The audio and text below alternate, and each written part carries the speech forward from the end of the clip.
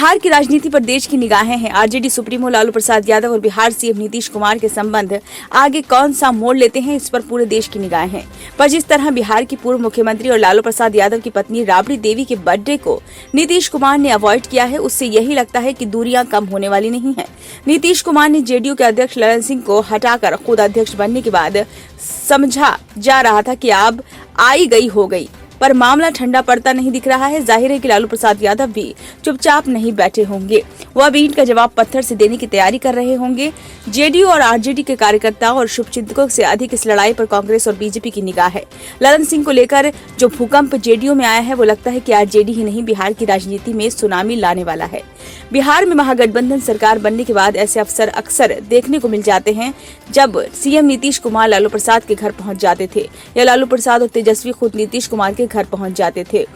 1 जनवरी को राबड़ी देवी का बर्थडे था। ये मौका महागठबंधन में एकजुटता दिखाने का बड़ा अवसर था, पर ऐसे मौके पर भी दोनों परिवारों में आमना सामना नहीं हुआ। नीतीश कुमार इस मौके पर घर पहुंचना तो दूर, ट्विटर पर भी एक लाइन राबड़ी के लिए नहीं लिखे। इसके चलते उन कयासों पर मोहर लग गई कि ललन सिंह को हटाने का मुख्य कारण लालू यादव से ललन सिंह की नजदीकियां ही थी। जेडीयू को तोड़ने की खबर में भी बहुत हद तक सच्चाई थी। दोनों परिवारों ने एक दूसरे को नए साल की भी सार्वजनिक तौर पर बधाई नहीं दी है। मतलब साफ है कि बिहार की राजनीति में सियासी सुनामी से इनकार नहीं किया जा सकता है। इंडियन एक्सप्रेस अखबार ने अपनी एक रिपोर्ट में बताया है कि महागठबंधन सरकार में तनाव के कारण राज्य के उप मुख्यमंत्री तेजस्वी यादव ने अपना ऑस्ट्रेलिया दौरा रद्द कर दिया है। ये दौरा 6 जनवरी से शुरू हो रहा था। तेजस्वी यादव IRCTC मामले में ईडी के सामने पेशी के अगले दिन प्लान के मुताबिक इस दौरे पर जाने वाले थे। आरजेडी के एक मुख्य नेता अखबार से कहते हैं कि पार्टी अपने मुख्य नेता को देश से बाहर भेजकर राज्य की राजनीति में अनिश्चितता के बीच कोई खतरा मोल नहीं लेना चाहती है। हालांकि इसका दूसरा पहलू भी है। कुछ नेताओं का कहना है कि लालू प्रसाद बहुत बड़ी तैयारी में है, जेडीयू के टूटने का खतरा अभी भी बरकरार है। दूसरी बात ये भी है कि नीतीश कुमार को भी हल्के में लेना बेवकूफी है। कुमार अपनी सरकार बचाने और पार्टी को टूट से बचाने के लिए किसी भी स्तर पर जा सकते हैं। बीजेपी का साथ मिल गया तो आरजेडी विधायकों को भी निशाना बना सकते हैं। संसदीय प्रणाली में विधानसभा अध्यक्ष का रोल उस समय महत्वपूर्ण हो जाता है जब किसी के पास पूर्ण बहुमत न हो। दलबल के समय उसकी भूमिका और भी महत्वपूर्ण हो जाती है। चूंकि बिहार में विधानसभा अध्यक्ष आरजेडी का है, इसलिए दल बदल में पार्टी छोड़कर अलग गुट बनाने वाले विधायकों को मान्यता देने का अधिकार विधानसभा अध्यक्ष को होता है। इस अधिकार का फायदा विधानसभा अध्यक्ष निश्चित रूप से अपनी पार्टी के लिए उठाता है।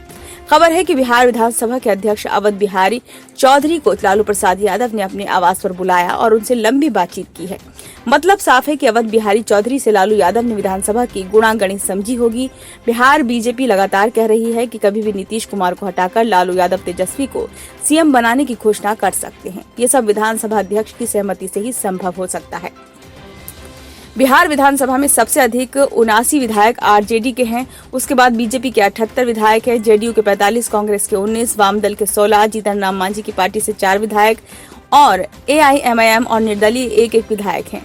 इस तरह कुल मिलाकर केवल 6-7 विधायकों को जुटाने का खेल है। अगर जेडीयू सरकार से हटती है तो वर्तमान सरकार को केवल 115 रह जाएगा।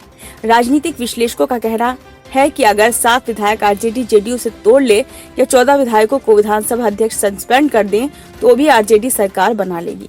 पर सिक्के का दूसरा पहलू भी है। बीजेपी कतई नहीं चाहेगी कि बिहार में तेजस्वी की सरकार बने। ये भी हो सकता है कि नीतीश कुमार एनडीए के साथ हो जाएं और बीजेपी किसी नेता को मुख्यमंत्री का पदभार मिल जाए। आज बिहार की राजनीति में जिस तरह लालू यादव परिवार और नीतीश कुमार एक दूसरे को देखना भी पसंद नहीं कर रहे हैं, उससे यही लगता है कि बिहार में सियासी सुनामी आनी तय है।